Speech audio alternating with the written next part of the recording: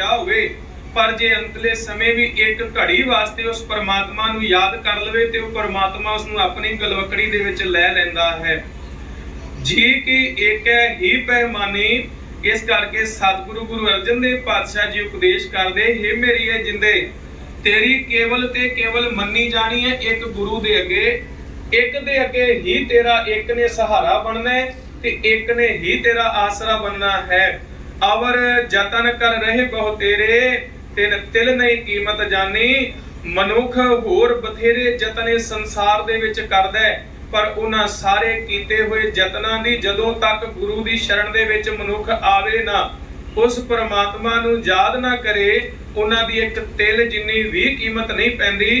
साध संगत धन गुरु हरकृष्ण साहब जी महाराज शरीर करके इस संसार तो चले गए, ते जदों गुरता गद्दी ते अजे गुरु तेग बहादुर साहब जी विराजमान नहीं सन होए, उस समय भी एक सिख जिहड़ा जिहदा नाम इतिहास दे विच आप सारे साखी जानदे हो, मक्खण शाह लुभाणा आउंदा है, उसने उस समय अरदास कीती जदों गुरता गद्दी ते अजे तेग बहादुर साहब विराजमान नहीं सन होए, ते गुरु हरकृष्ण साहब जी शरीर करके इस संसार तो जा चुके ने। उस समय उस सिख ने मक्खण शाह लुभाणे ने डुबदा बेड़ा पार लंघाउण वास्ते अरदास कीती, ते गुरु साहब जी ने उत्थे जाके उस सिख दे बेड़े नूं पार लंघाया। ते उस सिख ने गुरु दे अगे अरदास कीती भावना करके। साध संगत अज दा जिहड़ा समय साडे अंदर ये भी ऊणत आई है, बहुत वारी सानू इस तरह लगदा है कि असीं अरदास करवाउण वास्ते भाई साहब नूं कहंदे हां कि भाई साहब अरदास करो, कोई नहीं साडे मन दी भावना है, सानू कुछ नहीं चाहिदा, तुसीं अरदास करो। पर साध संगत गुरु दे अगे जदों अरदास करनी है, अरदास ऐसा नहीं कि किन्ना शब्दां दा सुमेल है। अरदास जिहड़ी है वो जे मन दे विच फुरना भी होवे ते वो अरदास प्रवान हुंदी है, ते संगत दे विच अपनी किसी भी तरीके अरदास करवाउण तो गुरेज नहीं करना चाहिदा, किसी तरह की शर्म नहीं रखनी चाहिदी। गुरु दे अगे जदों अरदास करनी है ते अपना अंदर खोल के गुरु दे अगे रख देना है कि पातशाह सानू धन की लोड़ है, किसी भी पदार्थ की लोड़ है, जो भी अरदास करनी है गुरु दे सामने खुल के अरदास करनी है, किसी तरह की संग नहीं, क्योंकि वो परमात्मा घट घट के अंतर की जानत, भले बुरे की पीड़ पछानत। तो परमात्मा तेरे अंदर की अवस्था नू, तेरी हालत नू चंगे तरीके नाल जानदा है। भली भांत तो परमात्मा जानदा है कि तेरे अंदर की चल रहा है, तेरे फुरने की ने। गुरु साहब जी बख्शिश करते हैं कि होर मनुख अनेका जतन कर रहा, पर उन्हां दी तिल जिन्नी भी कीमत नहीं पैंदी। रहाओ दे विश्राम उपरंत सतगुरु जी बख्शिश करते हैं, अमृत नाम निर्मोलक हीरा गुर दीनो मनतानी। उस परमात्मा दा नाम, ओदी बख्शिश निर्मोलक दा भाव हुंदा, जिहदा कोई मुल नहीं पाया जा सकता, जिहदी कोई कीमत नहीं।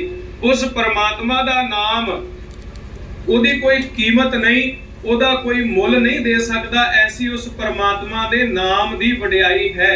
ते ओ हीरियां तो कीमती, रत्ना तो कीमती गुरु जदों नाम देंदा ते ओ मत दे विच किसे दी बख्शिश कर दवे, फिर डिगे ना डोले दृढ़ कर रहे हो पूरन होए त्रिपतानी। जी दी मत दे विच गुरु दे ज्ञान दा प्रकाश हो जावे, फिर लखां लोग जतन करन उस नूं अपने निश्चय तो, अपने निशाने तो डुलाउण वास्ते, ते ओ पर ओदा भरोसा उस मक्खण शाह लुभाणे दे वांग अडोल रहिंदा है, ਜਿਹੜਾ 22 गुरु मंजी ला के बैठे हुए ने, पर ਉਹਦੇ ਮਨ ਨੂੰ ਉਹਨਾਂ 22 ਦੇ ਦਰਸ਼ਨ ਕਰਕੇ ਤ੍ਰਿਪਤੀ ਨਹੀਂ ਸੀ ਹੋਈ, ਕਿਉਂਕਿ ਉਹਦਾ ਭਰੋਸਾ, ਉਹਦਾ ਨਿਸ਼ਚਾ ਜਿਹੜਾ ਹੈ ਉਹ ਅਡੋਲ ਕੇਵਲ ਤੇ ਕੇਵਲ ਧੰਨ ਗੁਰੂ ਤੇਗ ਬਹਾਦਰ ਸਾਹਿਬ ਜੀ ਦੇ ਉੱਤੇ ਸੀ। ਤੇ ਫਿਰ ਐਸੇ ਮਨੁੱਖ, ਐਸੇ ਸੇਵਕ ਨਾ ਕਦੇ ਡਿੱਗਦੇ ਤੇ ਨਾ ਕਦੇ ਡੋਲਦੇ ਨੇ, ਉਹ ਦ੍ਰਿੜ ਕਰਕੇ ਉਸ ਪਰਮਾਤਮਾ ਤੇ ਭਰੋਸਾ ਰੱਖਦੇ ਨੇ। ਫਿਰ ਪੂਰਨ ਹੋਏ ਤ੍ਰਿਪਤਾਨੀ, ਜਿਹੜਾ ਪੂਰਨ ਤੌਰ ਤੇ ਭਰੋਸਾ ਰੱਖਦਾ ਹੈ, त्रिपतानी भाव ओदा अंदर, ओदी अंतर आत्मा फिर गुरु दे नाल मिल के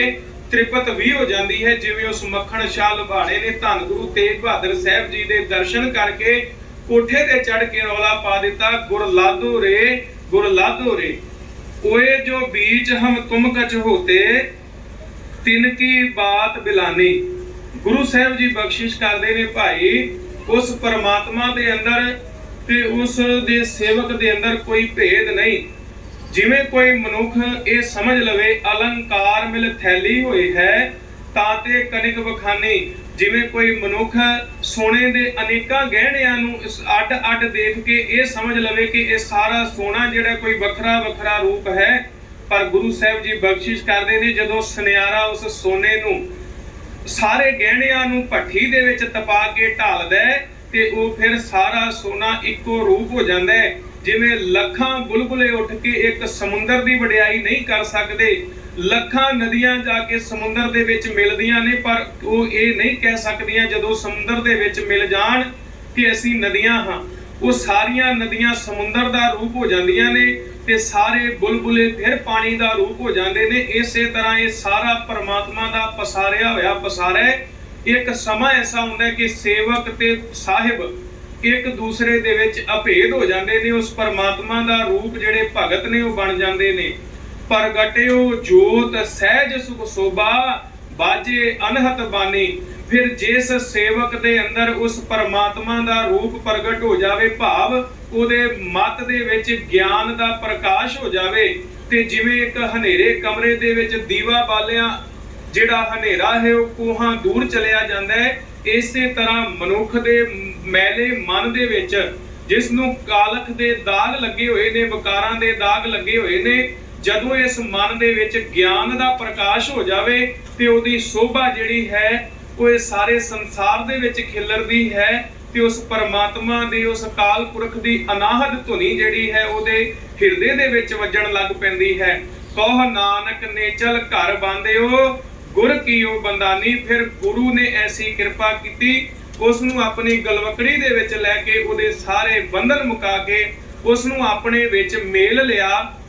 ਉਸ ਪਰਮਾਤਮਾ ਦਾ ਇਹ ਬਿਰਧ ਹੈ, ਉਹ ਆਪਣੇ ਦਰ ਤੇ ਆਇਆਂ ਨੂੰ, ਆਪਣੇ ਪਿਆਰਿਆਂ ਨੂੰ ਕਦੇ ਭਟਕਣ ਨਹੀਂ ਦਿੰਦਾ। ਉਹਨਾਂ ਨੂੰ ਆਪਣੀ ਗਲਵਕੜੀ ਦੇ ਵਿੱਚ ਲੈ ਕੇ ਮਾਤਾ ਪਿਤਾ ਦੇ ਵਾਂਗ ਉਹਨਾਂ ਦੀ ਪਾਲਣਾ ਕਰਦਾ ਹੈ। ਉਹਨਾਂ ਦੀਆਂ ਸਾਰੀਆਂ ਲੋੜਾਂ ਪੂਰੀਆਂ ਕਰਨ ਦੇ ਵਿੱਚ ਵੀ ਉਹ ਪਰਮਾਤਮਾ ਸਮਰੱਥ ਹੈ।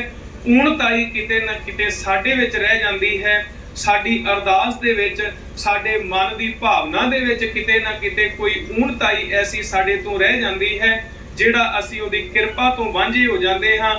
ਸਾਧ ਸੰਗਤ, ਗੁਰੂ ਨੇ ਐਸਿਆਂ ਤੇ ਵੀ ਕਿਰਪਾ ਕੀਤੀ ਹੈ ਜਿਹੜੇ ਗੁਰੂ ਸਾਹਿਬ ਨੂੰ ਅੱਗੋਂ ਉਹਨਾਂ ਦਾ ਕਤਲ ਕਰਨ ਦੇ ਲਈ ਆਪਾਂ ਸ਼ਬਦ ਵਰਤ ਲਈਏ ਬੈਠੇ ਹੋਏ ਸਨ। ਸੱਜਣ ਠੱਗ ਵਰਗੇ ਸੱਜਣ ਠੱਗ ਕੋਈ ਧੰਨ ਗੁਰੂ ਨਾਨਕ ਪਾਤਸ਼ਾਹ ਜੀ ਦੇ ਕੋਲ ਉਪਦੇਸ਼ ਲੈਣ ਨਹੀਂ ਸੀ ਆਇਆ, ਨਾ ਉਹ ਗੁਰੂ ਸਾਹਿਬ ਦੇ ਕੋਲ ਮੱਥਾ ਟੇਕਣ ਆਇਆ ਸੀ। ਉਹਦੀ ਤਾਂ ਭਾਵਨਾ ਸੀ ਕਿ ਇਹ ਸੌਣ ਤੇ ਮੈਂ ਇਹਨਾਂ ਨੂੰ ਮਾਰ ਕੇ ਇਹਨਾਂ ਦਾ ਮਾਲ ਅਸਬਾਬ ਜਿਹੜਾ ਉਹ ਲੁੱਟ ਲਵਾਂ।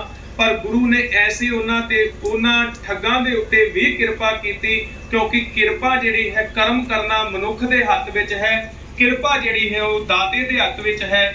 ਦਾਤੇ ਦਾਤ ਰੱਖੀ ਹੈ ਤੇ ਆਪਣੇ ਜਿਸ ਭਾਵੈ ਤਿਸ ਦੇ।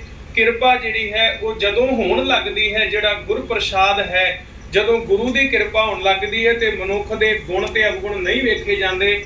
ਸੋ ਆਪਾਂ ਸਾਰਿਆਂ ਨੇ ਹੱਥ ਜੋੜ ਕੇ ਪਰਮਾਤਮਾ ਦੇ ਅੱਗੇ, ਉਸ ਅਕਾਲ ਪੁਰਖ ਦੇ ਅੱਗੇ ਇਹੀ ਅਰਦਾਸ, ਇਹੀ ਬੇਨਤੀ ਕਰਨੀ ਹੈ ਕਿ ਹੇ ਪਰਮਾਤਮਾ ਸਾਡੇ ਸਾਰਿਆਂ ਤੇ ਕਿਰਪਾ ਕਰੀਂ। ਤੇਰੇ ਦਰ ਤੇ ਸਾਡਾ ਬੋਲਿਆ, ਸਾਡਾ ਉਚਾਰਿਆ, ਸਾਡੀ ਕੀਤੀ ਸੇਵਾ ਜਿਹੜੀ ਹੈ ਸਫਲ ਹੋ ਜਾਵੇ ਤੇ ਤੇਰੇ ਘਰ ਤੋਂ ਅਸੀਂ ਝੋਲੀਆਂ ਭਰ ਕੇ ਆਪਣੇ ਘਰ ਨੂੰ ਜਾਈਏ। ਐਸੀ ਕਿਰਪਾ, ਐਸੀ ਰਹਿਮਤ ਆਪਣੇ ਸੇਵਕਾਂ ਤੇ ਕਰਨੀ ਹੈ। ਸੋ ਸਤਿਗੁਰੂ ਗੁਰੂ ਗ੍ਰੰਥ ਸਾਹਿਬ ਜੀ ਮਹਾਰਾਜ ਇਸ ਸੇਵਕ ਪਰਿਵਾਰ ਦੀਆਂ ਅਤੇ ਸਾਰੀਆਂ ਸੰਗਤਾਂ ਦੀਆਂ ਝੋਲੀਆਂ ਭਰਨ, ਸਾਰਿਆਂ ਨੂੰ ਮਨ ਇੱਛਿਤ ਮੁਰਾਦਾਂ ਫਲ ਜਿਹੜੇ ਨੇ ਉਹ ਗੁਰੂ ਸਾਹਿਬ ਜੀ ਬਖਸ਼ਿਸ਼ ਕਰਨ। ਸਾਰਿਆਂ ਨੇ ਆਪਾਂ ਇਹੀ ਰਲ ਕੇ ਅਰਦਾਸ ਕਰਨੀ ਹੈ। ਸੋ ਗੁਰੂ ਸਾਹਿਬ ਕਿਰਪਾ ਕਰਨ। ਆਪ ਸਾਰੀਆਂ ਸੰਗਤਾਂ ਦਾ ਬਹੁਤ ਬਹੁਤ ਧੰਨਵਾਦ। ਸੇਵਕ ਪਰਿਵਾਰ ਵੱਲੋਂ ਆਪ ਸਾਰੀਆਂ ਸੰਗਤਾਂ ਨੂੰ ਜੀ ਆਇਆਂ ਆਖਦੇ ਹਾਂ। ਨਾਲ ਹੀ ਬੇਨਤੀ ਹੈ ਕਿ ਸਤਿਗੁਰੂ ਜੀ ਦਾ ਪਾਵਨ ਸਰੂਪ ਆਪਣੇ ਨਿੱਜੀ ਸਥਾਨਾਂ ਵੱਲ ਜਾਣਾ ਹੈ। ਉਸ ਤੋਂ ਪਹਿਲਾਂ ਕੜਾਹ ਪ੍ਰਸ਼ਾਦੀ ਦੇਗ ਵਰਤਣੀ ਹੈ। ਸਾਰਿਆਂ ਨੇ ਕੜਾਹ ਪ੍ਰਸ਼ਾਦੀ ਦੇਗ ਲੈ ਕੇ ਆਪਣੇ ਆਪਣੇ ਸਥਾਨ ਤੇ ਇਸੇ ਤਰ੍ਹਾਂ ਸੱਜੇ ਰਹਿਣਾ।